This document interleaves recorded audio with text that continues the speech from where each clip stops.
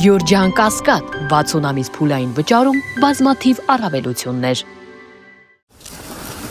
Բարև ձեզ, մեզանից չեք հոգնել։ Դպրոցն 2024 թվականի սեպտեմբերի 1-ից սկսել է աշխատել։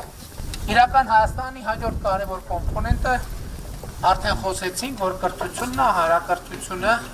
եւ այս նախագիծը մեր տիպային նախագծերից մեկն է, որ մենք հանրապետությունում 300 դպրոցի շրջանակներում կառուցում ենք։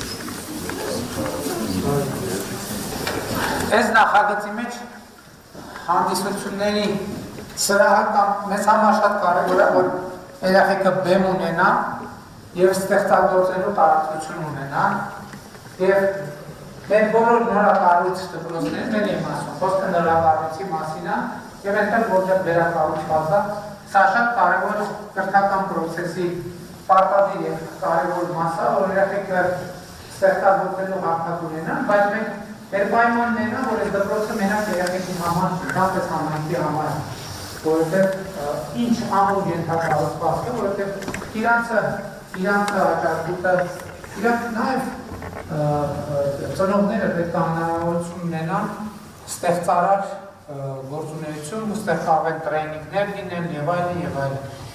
Չգիտեմ ինչքանով եք հարցնում լսել։ Ես ասում եմ, այն շենքը, որը չունի հանդիսությունների սրահ,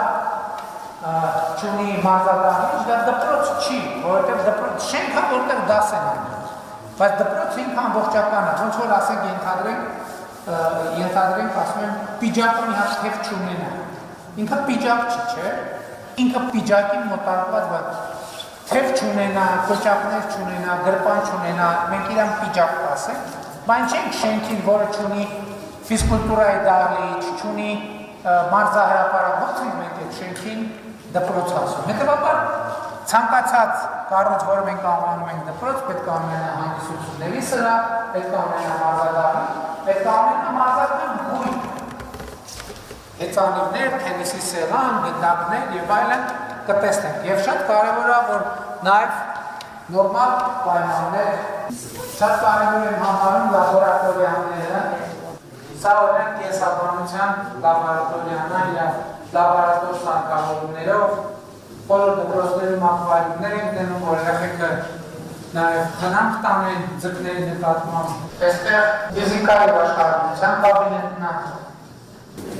Ասենք շատ կարևոր եմ համարում, որ իրանքի դպրոցում եւ ընդհանրապես համակարգիչներ, 3D պրինտեր, հարմարեցված ներառական կրթության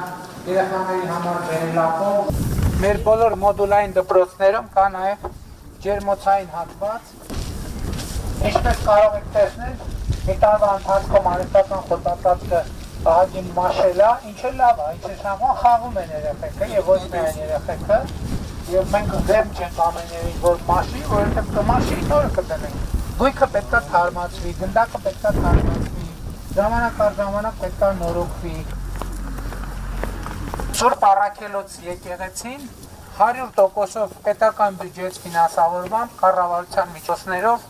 վերականգնվում է։ Այս էլ մեր խաղաղության իրական Հայաստանի հոգևոր հատվածը։